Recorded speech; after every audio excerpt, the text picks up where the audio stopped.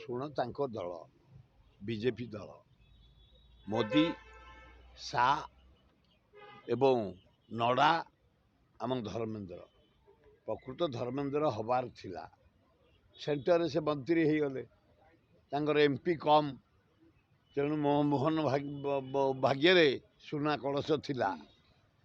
ମୋହନ ଭଲ ଲୋକ ସାନ ଭାଇ ସେ ଆମର ଭଲ ପାର୍ଲିଆମେଣ୍ଟାରିଆନ୍ ବିଧାନସଭାରେ ଭଲ ଡିବେଟ୍ରେ ଭାଷଣ ଦିଅନ୍ତି ଭଲ ଲୋକ ଜଣେ ଆଦିବାସୀ ପରିବାରରେ ଜନ୍ମ ତେଣୁ ଏଠି ଜଣେ ଆଦିବାସୀକି କଂଗ୍ରେସ କରିଥିଲା ଥରେ ଗିରିଧାରୀ ଗୋବାଙ୍କୁ ଆଦିବାସୀ ହେମାନନ୍ଦ ବିଶ୍ୱାଳଙ୍କୁ ଆଦିବାସୀ କରିଥିଲା ଯାଉ ଥାର୍ଡ ନରେନ୍ଦ୍ର ମୋଦି ମୋହନ ବାଜିକି ବାଛିଛନ୍ତି ଭଲ କରିଛନ୍ତି। ମୋହନ ବାଜି ଆସ ମୋହନ ମାଝୀ ମହୋଦୟ ତମେ ଆସ ରାଜ୍ୟର ବିକାଶ କରିବା ମୁଁ ଯିଏ ମୁଖ୍ୟମନ୍ତ୍ରୀ ମନ୍ତ୍ରୀ ଲୋକ ପ୍ରୋବ୍ଲେମ୍ ନେଇକି ଯାଏନି ଯୋଡ଼ିଏ ପ୍ରୋବ୍ଲେମ୍ ଆଦିବାସୀ ମାନଙ୍କର ବାରମ୍ବାର ମୁଁ ଉତ୍ଥାପନ କରିଛି। ଜୁଏଲରାମ ଚାଲିଗଲେ ତାଙ୍କ ପାଇଁ କରିଥିଲି ସହର ଶବର ବାଇକାଷ୍ଟ ତାଙ୍କର ହେଉଛି ଶବର ସହର ହେଇଯାଇଛି ସେଟା କଟିବ ଏବଂ ମୋହନ ବାଜି ବି ଭଲ ଭାବେ ଜାଣିଛନ୍ତି।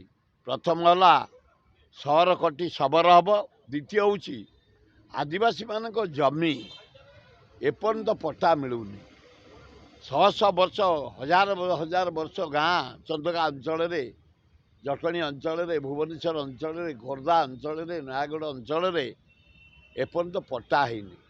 ତମେ ଜଣେ ଆଦିବାସୀ ମୁଖ୍ୟମନ୍ତ୍ରୀ ହେଲ ଭଲ ଲୋକ କାମ କରିଯାଅ 52 ବର୍ଷ ତମର ବୟସ ମାରି ଚାଲ ରାଜ୍ୟର ବିକାଶ କରିଚାଲ।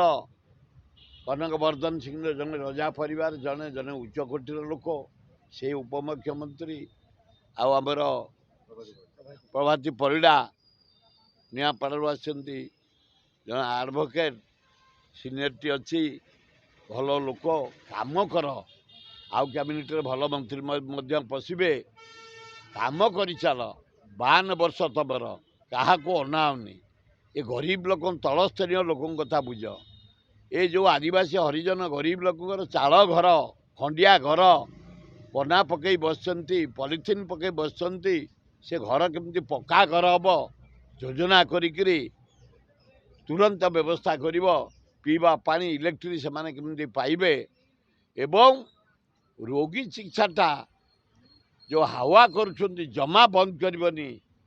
ଯେଉଁ ବିଜୁ କାର୍ଡ଼ ବହୁତ ସାହାଯ୍ୟ କରୁଛି ତଳସ୍ତରର ଗରିବ ଲୋକଙ୍କୁ ଛାତ୍ରଙ୍କୁ ଯୁବକଙ୍କୁ ମହିଳାକୁ ଆଦିବାସୀ ହରିଜନ ସେ ଯୋଜନା ଯେମିତି ଚାଲୁ ରହେ ତା ବ୍ୟବସ୍ଥା କରିବ। 5 ଟଙ୍କିଆ ମିଲ୍ ଜମା ବନ୍ଦ କରିବନି ତା କଥାରେ ହଜାର ହଜାର ଲୋକ ପ୍ରତିଦିନ ଗଣ୍ଡେ ଖାଇକି ବଞ୍ଚି ଯାଉଛନ୍ତି।